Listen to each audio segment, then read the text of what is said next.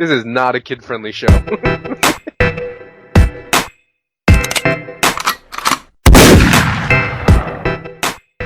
Yo, what's really good, my dudes? Welcome to another RuneScape news coverage video. This one is a doozy. So we're going to be talking about the tweet by ModJack, and he says the smithing mastery design document. He shows it right here. It's a Google document. He says it's definitely not final and feedback is welcome. So everything we're going to be discussing today, like he says, is not set in stone. So if there's anything that you're like, whoa, that's kind of weird or whatever, I'll have the link to his tweet so you can respond to him if you have any concerns regarding anything discussed today in this video. So without further ado, let's just jump right into the document. So it says here, smithing mastery system. So this is the mastery system in smithing. It's not smithing entirely. It's specifically that new mechanic they're adding to master your gear. So that's specifically that portion of smithing, not the entirety of smithing. So I just wanted to preface that before we get started. It says here, note, the design is experimental and subject to play testing. If it sucks, we will change or abandon it. So the objectives here are to provide content for people who have already maxed mining and smithing on release of the rework, to provide content for people at the skill level cap, to provide a form of skilling endgame, to provide a functioning marketplace for usable gear that can be sold, and to create demand for items and materials on launch so the economy does not slump. Here's a brief summary of what's going on. The mastery system is a form of post-99 progression for smithing. Player completes a specific accomplishment to unlock mastery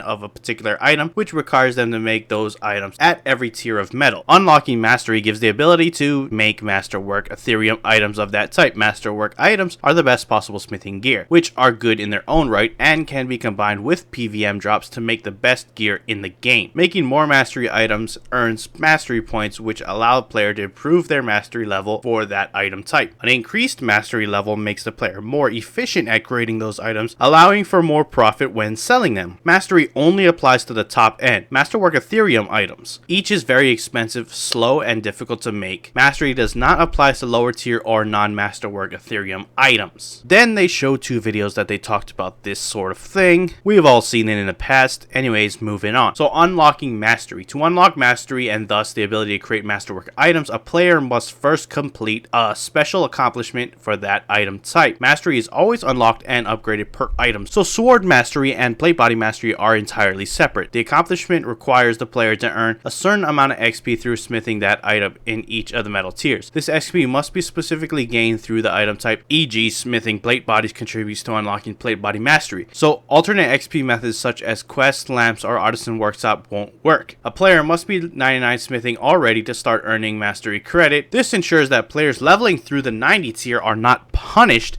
for doing so incorrectly. XP is required rather than a flat number of items so that the player can choose to engage with the smithing skill in different ways. The amount of XP that needs to be earned in each tier is as follows. So it starts off at 5k with bronze and progressively gains 5k all the way up to Ethereum at 50k XP. I'm not sure what pre-work bar equivalent means, this 400, but let's just move on. These requirements are high in order to make mastery an exclusive benefit for dedicated smiths.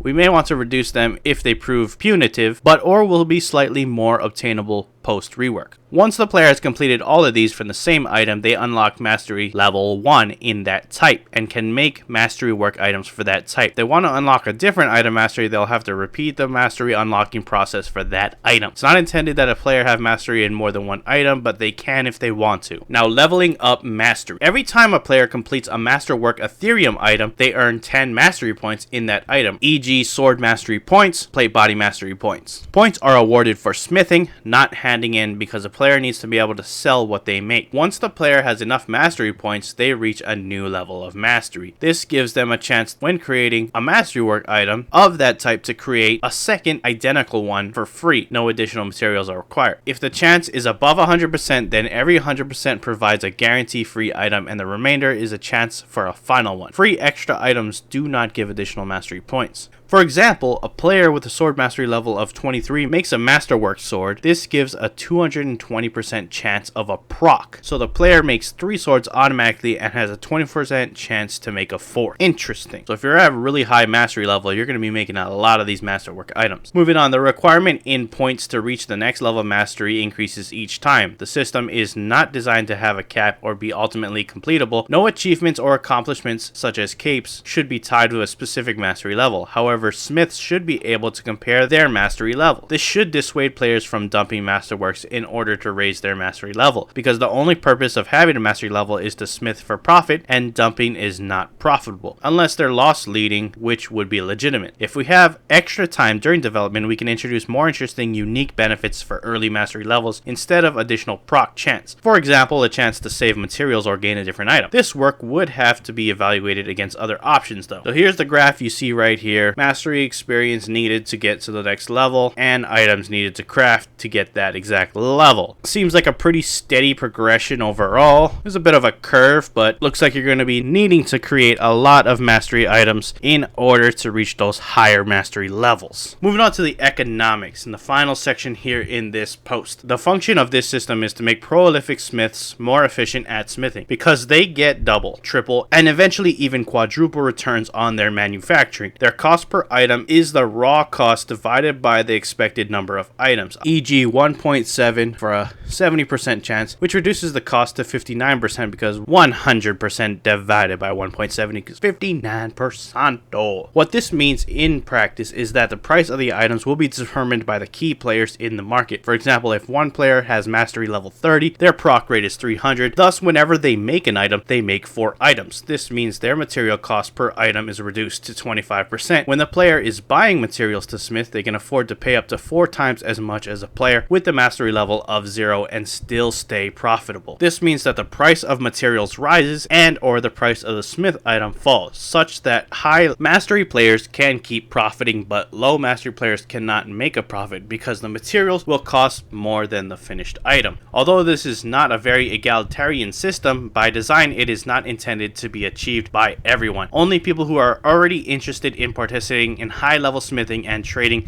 should want to do this, and therefore the system is designed to be exclusive for those players in the same way as bossing. If this works, we can replicate the same system for other skills. There will be quite a lot of room for players to participate. So this seems like a really unique new system. I don't know how I entirely feel about it yet. I want to wait till I learn more about it before I make any judgments as to how successful I think this will become. So with that being said, let me know what you think of this early design document, and if you have any feedback you want to give, link to the Twitter post will be down below like I said earlier, so give your thoughts there if you really have something of concern you want to bring up to the table. Anyways, that's it for the video. If you'd like to hit the like button, if you're not subscribed yet, hit that subscribe button. I promise to keep you up to date on all things RuneScape. You are already in the right place, my dogs. Anyways, I appreciate your time, my dogs. I am out. Peace.